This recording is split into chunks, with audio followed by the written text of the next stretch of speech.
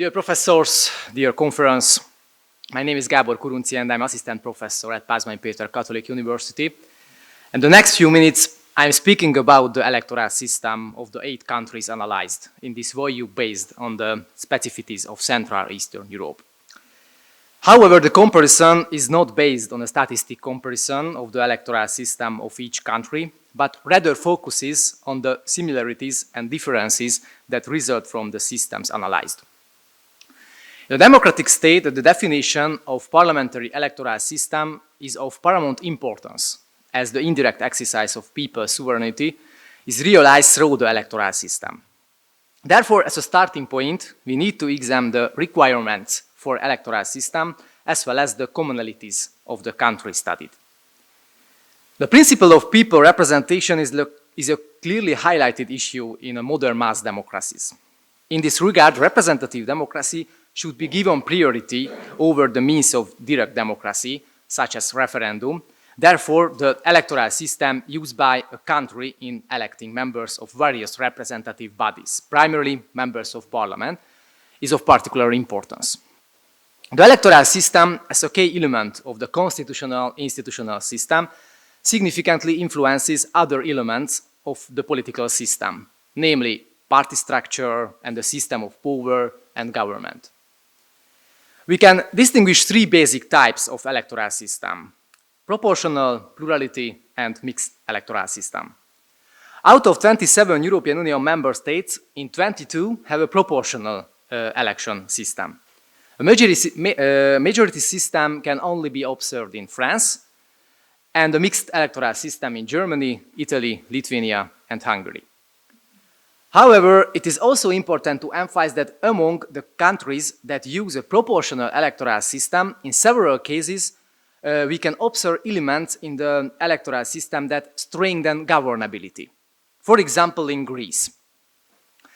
Of the 300 members of the Greek parliament, 238 are elected in single and multi-member electoral districts based on list voting, and 12 mandates are distributed on a party list.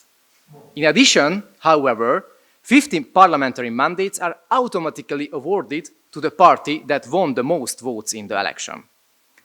This is known as a principle of enhanced proportionality, by which the system responds to the main flaw in proportional electoral system and overly fragmented parliament. With regard to the various electoral systems, the primary question that arises is according to which criteria can consider an electoral system to be constitutional or fair. In a study, Dieter Nolan states that the electoral system can be designed in both a narrower and a broader sense. In his view, the concept of the electoral system is interpreted extremely broadly in the political debate on electoral system, encompassing almost everything that affects the electoral process. Thus, for example, elements that influence the electoral system are the type of electoral system, the regulation of the process of becoming a candidate, the process of forming electoral districts, the definition of mandate allocation mechanism, or the electoral redress system, as well as the requiring voters to participate in elections. As my hypothesis, we can state that an electoral system must ensure both a fullest representation of the will of the electorate and stable governance. In my view, the fulfillment of either condition is not in itself a sufficient condition or fair and well-functioning electoral system. Based on all this, in my opinion, an election system must take into account the following aspects. First of all, an electoral system must strive to reflect the will of the voters as much as possible. However, this aspect cannot and should not be as overriding as no electoral system will be better or worse because it enforces proportionality less. In addition to proportionality, the second important requirement for an electoral system is that its application should ensure a stable governing majority. According to the instrumental approach to suffrage, it can also be considered a tool for concluding and renewing the social contract. Thus, an electoral system that serves only proportionality and does not take the need for a stable governing majority into account will not be idle in itself. Another important requirement for an electoral system is that they should minimize the possibility of cheating, i.e. they should not allow manipulation. And finally, as a first requirement, an electoral system must always be adapted to the social and cultural roots and organization of the given country. According to Dieter Nolen, social development and structure, political culture, powers relation, or even the behavior patterns of the political elite all determine the structure of the electoral system. After clarifying the above, let us turn to the specificities of the electoral system of the 8 examined countries. First of all, it is important to fix that the development of democracy in the countries of Central Eastern Europe after the change of regime was influenced by several factors. One of the common historical starting points of these countries was the reckoning of the communist heritage after the change of regime, that is, how and in what way these countries were able to start building a democracy. At the same time, the system of each country have taken different direction in many respects.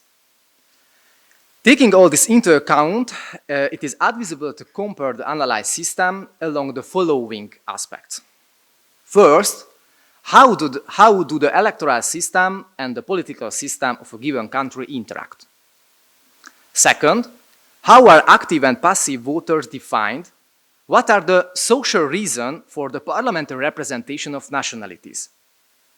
And what impact have these rules had on electoral systems? And third, what common features and differences can be discovered in each national electoral system? And how can a given electoral system be evaluated among proportional majority systems? Regarding the first question, it is important to emphasize that with regard to the electoral policy, it is widely accepted that the electoral system used by a country determines the party system of the state. An electoral system also affects the role that the parliament is given for a functioning of the political system, that is, whether it primarily serves political representation or governance. Thus, for example, in all countries with the purely proportional system, where voters can only vote a single list, party representation is emphasized. In Slovenia, for example, there is a constant debate on whether the majority or mixed system should be used instead of the proportional system to achieve more stable governance, but there has never been the right political will for this change. In the case of Serbia, it is important to highlight that between 2000 and 2011, the order on the list was for information only, and party leadership was determined only a few days before the election. Therefore, the role of parties increased significantly during this period. Then in 2011, the Serbian Constitutional Court ruled that parties could not change the order of the list. Turning to the examination of the following question, it can be, as stated in earlier, that the fundamental rights approach to suffrage is at least as important as the instrumental side. For whether electoral system is typical of a country, the decision will not be made by electoral system, but by the voters.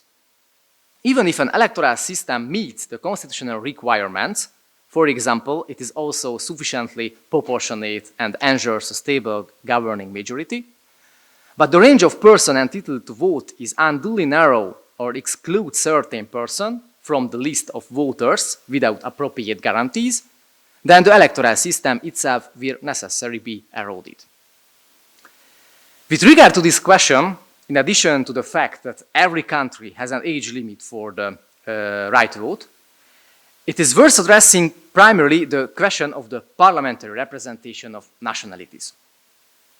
With the exception of the Czech Republic and Slovakia, the parliamentary representation of the nationalities is ensured in all 6 examined countries.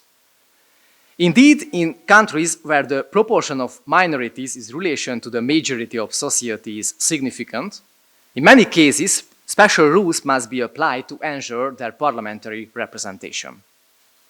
The details rules are, of course, very different in each country, but it can be clearly stated that the issue of nationalities is a regional characteristic that also affects electoral systems.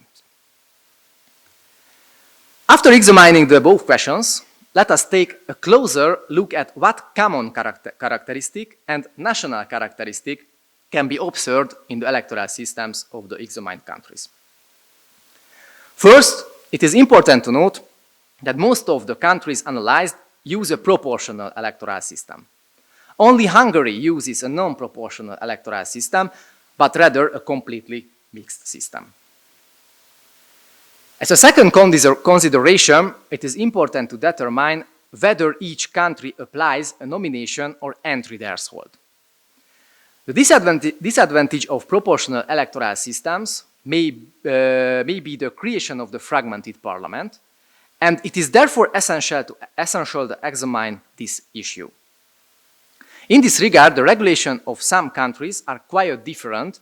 However, we can state that in each of the examined countries an election threshold is used, the lower limit of which is set 4 or 5%. The third element must be examined is whether the electoral system in question contains some national characteristics which are country-specific. One such element is the issue representation of minorities, already discussed earlier, which is defined according to national specificities and follows a different pattern to the country, from country to country. It is interesting to note that in the practice of 8 countries, many have a second chamber. For example, in Romania, Poland, Czech Republic, and in Slovenia, which has a second chamber chosen by different interest groups. Chambers, trade unions, craftsmen, universities, local interest groups, etc., appears and organized on a functional and territorial basis.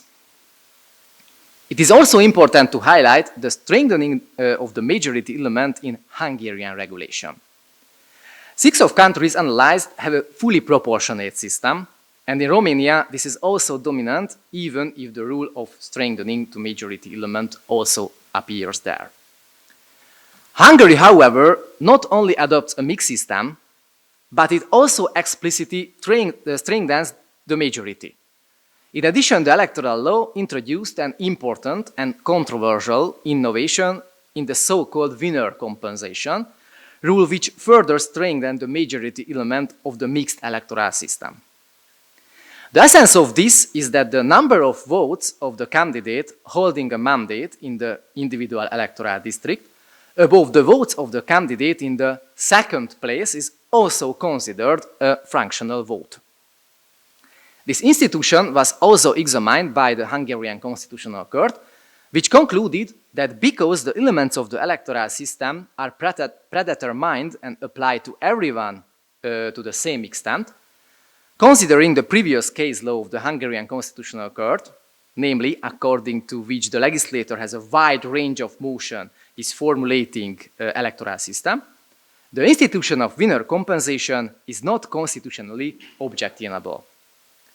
I fully agree with the constitutional content of this decision of the Hungarian Constitutional Court, but it must be stated that this institution is a majority element thus pushing the Hungarian parliamentary electoral system towards stable governance. In addition, the institution of winner compensation is opposite to the purpose of the institution of compensation. The purpose of the compensation is to ensure that non-mandate votes are not lost in individual electoral districts, and thus the electoral system should make these votes appear on the party lists of the parties or even on a separate compensation list. To do this, winner compensation also compensates the winning candidate in the individual electoral district for the votes that are above the number of votes of the second place candidate by 1. The logical starting point for the compensation, the winner compensation, is that the winner did not need these votes. However, this would only be fully true if we were to look at these, according to the system, unnecessary votes as votes that had not already been cast.